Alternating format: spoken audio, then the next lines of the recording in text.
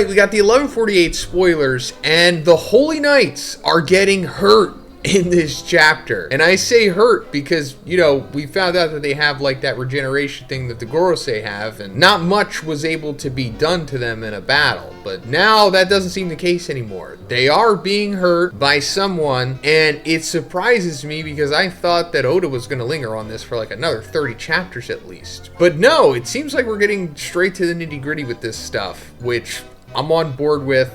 We'll talk about it. So let's get into it. Gunko forces Ronia, the girl introduced last chapter, to the cliff's edge, threatening to kill her if the giants don't obey the Holy Knights. Saw this in the previous chapter, or we've just been seeing this for a while, to be honest. Gunko leading the captured children on one of the branches with her arrow ability. And in the last chapter, they like woke up as Summers was giving like his announcement to all of Elbaf, telling him their plan about kidnapping the kids and forcing them to be their fighting slaves in exchange for their lives, essentially. And we got like a page and a half of each one of these kids getting like an individual panel and their names revealed. And I was like, well, why? I mean, it was showing us the relations to some of the giants, and I was like, I guess that's interesting. One of them is Yarl's granddaughter's granddaughter, but Ronia here, which is Ronya in Viz, she's the child of just some random guy, right? I don't know who this guy is, but anyway. But she's getting threatened to get killed by Gunko here, and Gunko, I think, isn't bluffing.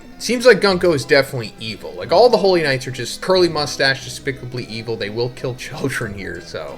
Robin versus Summers. Robin appears, uses her powers to break Summers' back, and manifests multiple arms to throw him away.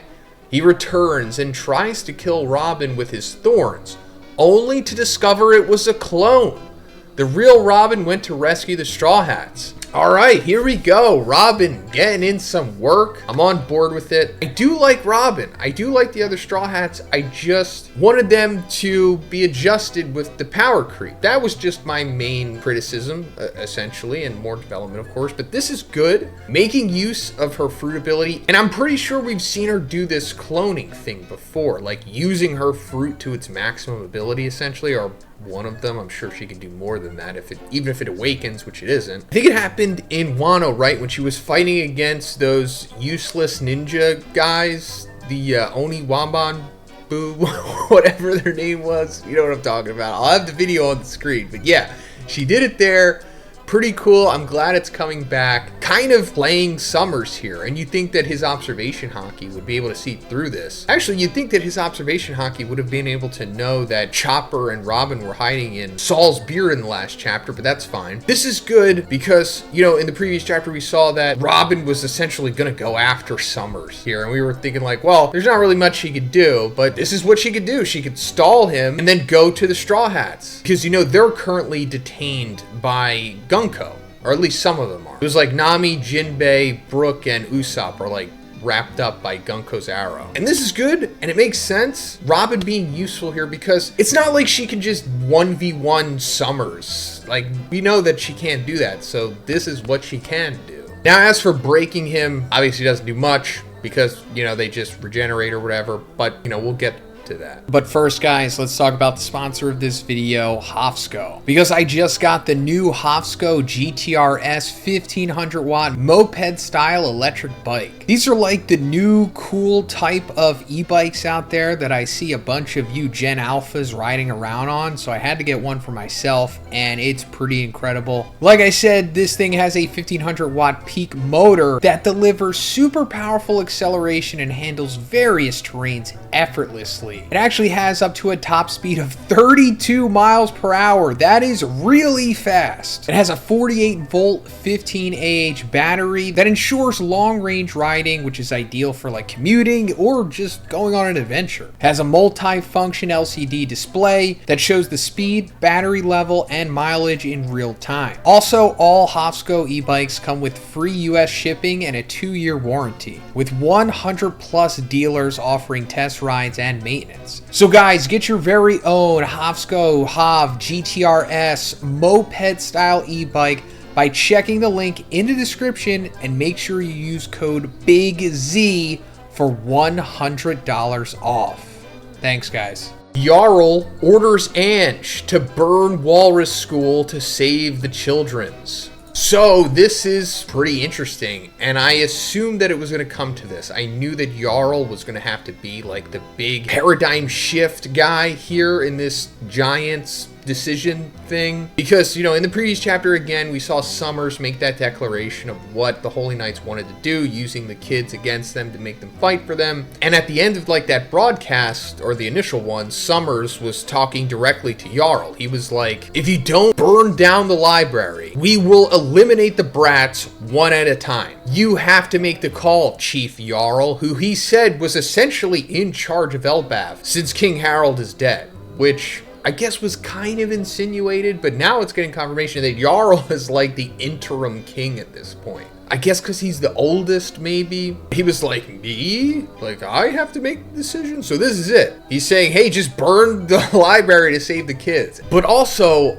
I think it ultimately is okay if they do burn the library, because I'm pretty sure Shaka, one of the Vegapunk satellites, said that he read all of the books recovered from O'Hara in Elbaf, and then they were stored in Punk Records, right? I'm pretty sure he said that. I'll put the panel right here. So if they do burn it, it's okay. I mean, they're not going to have access to the books immediately, because they need to go to Punk Records, which I think is like floating somewhere near Egghead at this point, right? But ultimately, it's okay. I mean, they get to have their cake and eat it too, eventually.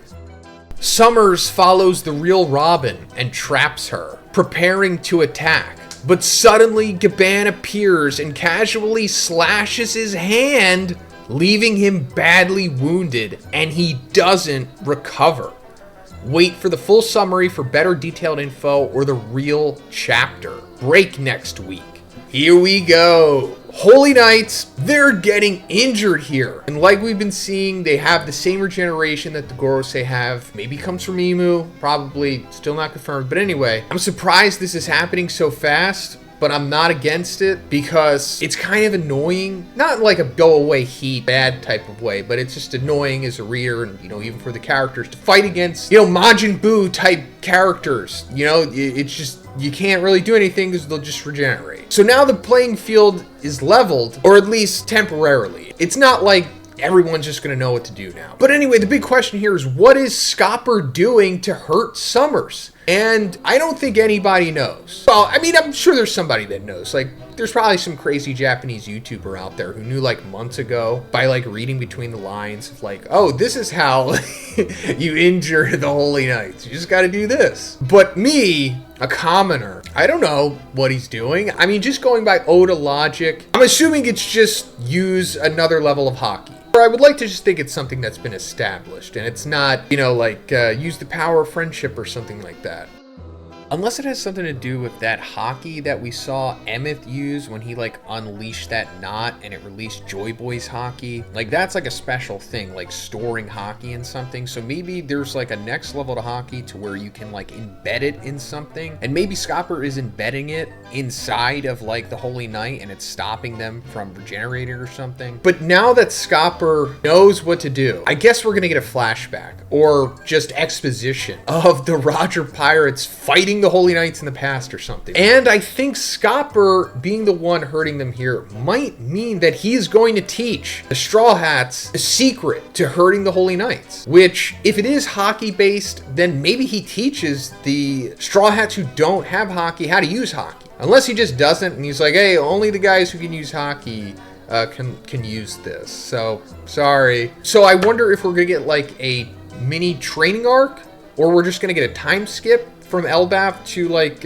whatever happens after Elbaf. That would be interesting. Another time skip. I think it is needed. Not like a year or anything, but like, I don't know, 3 months or something. 3 months in battle anime, especially shonens, is like 30 years. So that's more than enough time. But yeah, let me know in the comments what you guys think Scopper is doing here to hurt Summers, to bypass the regeneration ability. Is it advanced Conqueror's hockey? Is it the power of something else? Other than that, I guess we'll just wait for the extended summary tomorrow. Hopefully, if we get it, maybe we'll find out at that point. Maybe it'll be alluded to a little bit. But let me know in the comments, guys. And if you liked the video, please give it a like and please subscribe if you haven't already. Have a great day, and I'll see you in the next one.